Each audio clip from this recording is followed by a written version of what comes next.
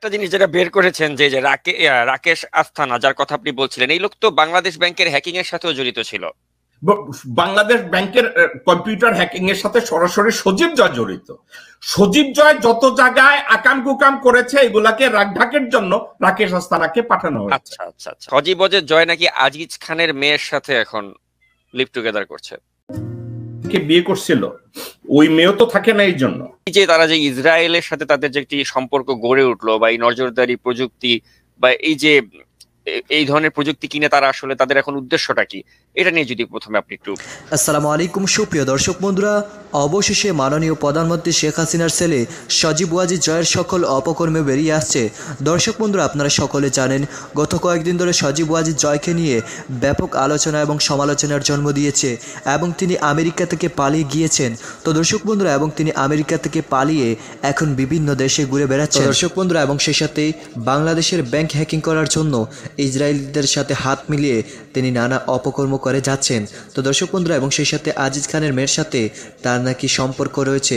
তো দর্শক বন্ধুরা, সেই সকল বিষয়গুলো এবার লাইভ টক শোতে উঠে এসেছে এবং সেই সাথে আপনারা সেই লাইভ টক শোটি দেখলে অবশ্যই অনেক কিছু বিষয় বুঝতে পারবেন। তো দর্শক বন্ধুরা, অবশ্যই ধৈর্য সহকারে পুরো ভিডিওটি দেখবেন, তাহলে এই সজীব ওয়াজিদ জয় সম্পর্কে পরিপূর্ণ বিষয় জানতে পারবেন। তো দর্শক বন্ধুরা, চলুন আমরা সেই লাইভ টক শোতে দেখে আসি। 94-95 সাল থেকে আওয়ামী লীগ এবং আওয়ামী লীগের লোকজনরা এই স্পাইওয়্যার সফটওয়্যার এবং ডিভাইস তারা ব্যবহার শুরু করেছে এবং এটা ক্রয় করা হয়েছে সজীব আহমেদ ওয়াজেদের মাধ্যমে। সজীব আহমেদ ওয়াজেদ, আমি আপনাকে বলেছি, সে তখন যে কোম্পানিটার সাথে কাজ করেছে এই কোম্পানিটার নাম ইন্টেলিজেন্ট ট্রেড সিস্টেম লিমিটেড, এবং তার একটা প্রশ্ন থেকে যায় আপনার, যে 95 সালে কিন্তু বাংলাদেশে জিএসএম টেকনোলজি ছিল না, ছিল সিডিএমএ টেকনোলজি, এবং সেটা ছিল। আপনাকে যে কথাটা বলি, যে ইকুইপমেন্ট তারা কিনেছে, যে কোনো কম্পিউটার টেকনোলজি, সিডিএমএ বা জিএসএম, যেই সিস্টেম বলেন, প্রত্যেকটা সিস্টেমকে তারা হ্যাক করতে পারত। আচ্ছা আচ্ছা, প্রত্যেকটা সিস্টেমকে তারা হ্যাক করতে পারত।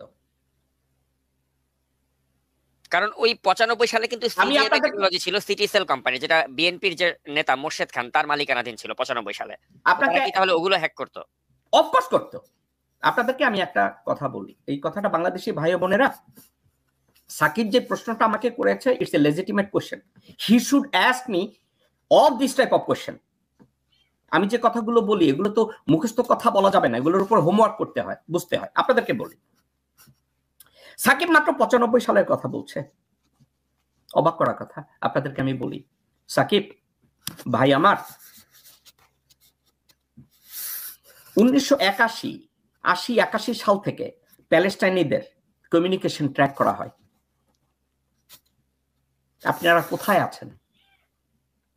81-82 সালে ল্যান্ডফোন ছিল না, সেই ল্যান্ডফোনকে ট্র্যাক করা হতো, ওয়াকি টকিকে ট্র্যাক করা হতো, করে ট্র্যাক করে ওইটার বরাবর মিসাইল মারা হইতো, রকেট মারা হইতো। ওই ইকুইপমেন্ট গুলো কে তৈরি করেছে Sakib? State of Israel. Israeli defence যে আইডিএফ আছে, ফোর্সেস, তাদের তৈরি।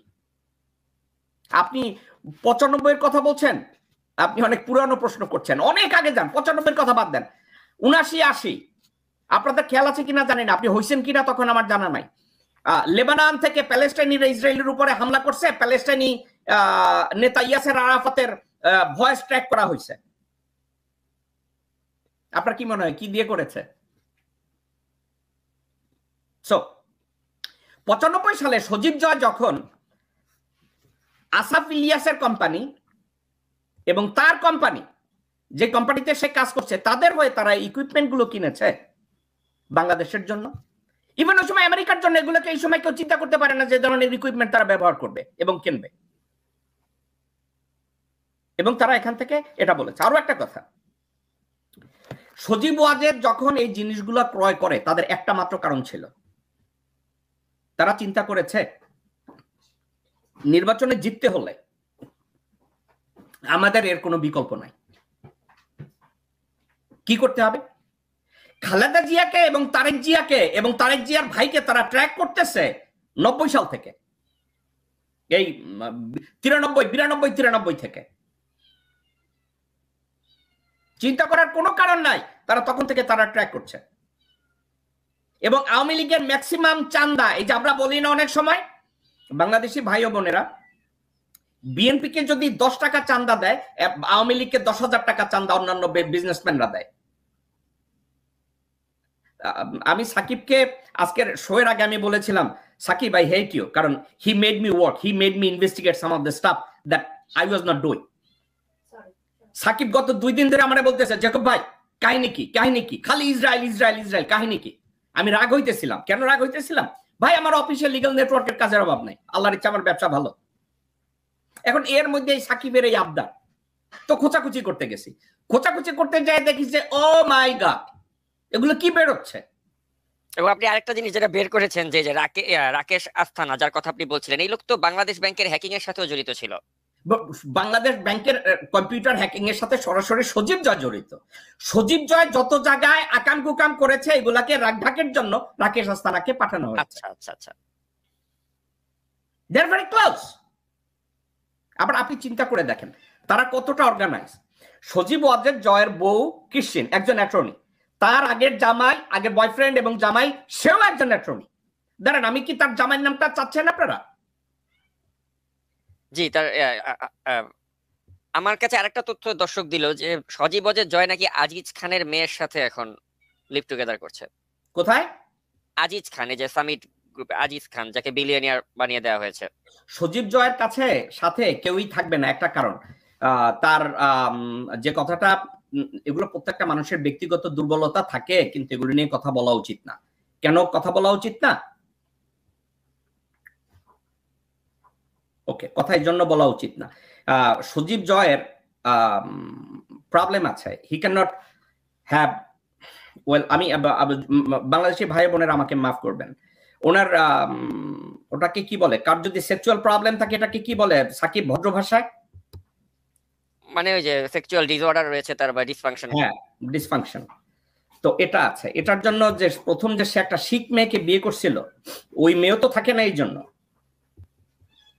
এবং এটার জন্য আরো একটা কথা, ওই যে 111-এ ওই যে শেখ সেলিম রে এবং অন্যান্য লোকজনদেরকে যখন নিয়ে আসছিল, সজীব জয়ের জন্য কি ধরনের ঔষধ টৌষধ দিচ্ছে এগুলো বলা হয়েছে, তো জিজ্ঞাসা করা হয়েছে।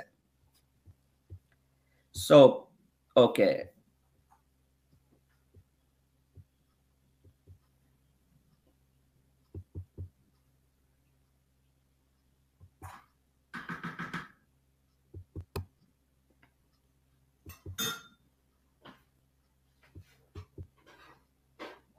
ওকে, ওই ভদ্রলোকের নাম হয়েছে রিচার্ড ডিন লুমিস। আচ্ছা, ঠিক আছে, ওনার নাম রিচার্ড ডিন লুমিস। আমি আপনাদেরকে বলছি সে কে, একটু আমি চেক করে দেখি। আমি আপনার অফিসে যখন গিয়েছিলাম 3-4 মাস আগে, তখন আপনি আমাকে কিন্তু বলেছিলেন যে এই রিচার্ডের সাথেই নাকি এখন এই যে ক্রিস্টিনা, তার যে, হ্যাঁ আপনি আমাকে বলেছিলেন। হ্যাঁ, আপনার মনে আছে, সত্যি কথা।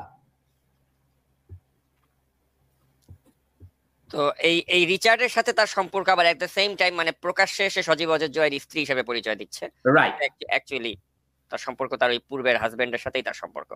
হ্যাঁ, এবং সজীব ওয়াজেদ জয় রিলেশনশিপ মেনটেন করতে পারে না একটা কারণে, তার সেক্সুয়াল ডিসফাংশন। এই যে আমাদের একজন দর্শক লিখেছেন ইরেকটাইল ডিসফাংশন। Erectile dysfunction. ওই দর্শককে বলেন থ্যাংক ইউ ভেরি মাচ, আমি সাবজেক্টটা জানতাম না, এ হয়তো মেডিকেল কোনো টার্ম আছে যেটা আমি জানি না।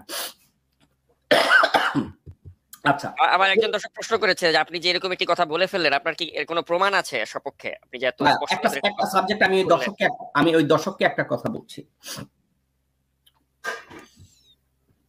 আমেরিকা এমন একটা জায়গা যেখানে আপনি যদি কারো মেডিকেল রেকর্ড জানতে চান, সমস্যা জানতে চান, আমি অনেকগুলো সজীব ওয়াজেদ জয়কে নিয়ে অনেকগুলো কথা বলি। সাকিব, আমি যখন জয়ের বিরুদ্ধে কেস করি, আমি বহু ক্ষেত্রে আমার অ্যাক্সেস ছিল যেগুলো নিয়ে আমরা হাত দিতে পারছি। এটা হচ্ছে আমার কথা, এটা হচ্ছে জুডিশিয়াল সাইট। আর একটা সাইট আছে, যেই ভাই প্রশ্নটা করেছে, আপনি বিচার বুদ্ধি দিয়ে আপনি জিজ্ঞাসা করুন একটা সাবজেক্ট, সাকিব ভালো মানুষ না সাকিব খারাপ মানুষ, সাকিবের ব্যাকগ্রাউন্ড চেক করার পরে যদি দেখে সাকিব টোটাল 20টা কাজ জীবনে করেছে, তার ভিতরে 19টাই ছিল ইলিগাল, তাইলে অন্য একটা কাজের জন্য মানুষ আর প্রমাণ খুঁজে না। কারণ সাকিবের প্যাটার্নটাই ওইটা, সন্ন্যায় কাজ করে বেড়ায়। আপনার প্রশ্নের উত্তরে দশক 2, 3, এগুলোর জন্য প্রতিনিয়ত হোমওয়ার্ক করতে হয়। আপনি আমাদের একটা শোতে আসছেন, সামাজিক মিডিয়ায় আসছেন, এসে বলেন ভাই প্রমাণ দেন। আপনার জন্য কি কেউ প্রমাণ নিয়ে দাঁড়ায় থাকে? হোমওয়ার্ক করেন না, জানতে চান? আমি যেভাবে হোমওয়ার্ক করতে পারি আপনি তো করতে পারেন, করেন না কেন? এত লেজি কেন আপনি? আমি দর্শকের সাথে এতটুকু বলবো যে যদি আপনি মানে তথ্য প্রমাণ যদি আপনার কাছে নাই থাকতো তাহলে তো আপনি ফেডারেল কোর্টে সজীব ওয়াজেদ জয়ের বিরুদ্ধে আপনি এতগুলো মামলা করতেন না। বাদ দেন, দ্যাটস এ ডিফারেন্ট চ্যাপ্টার।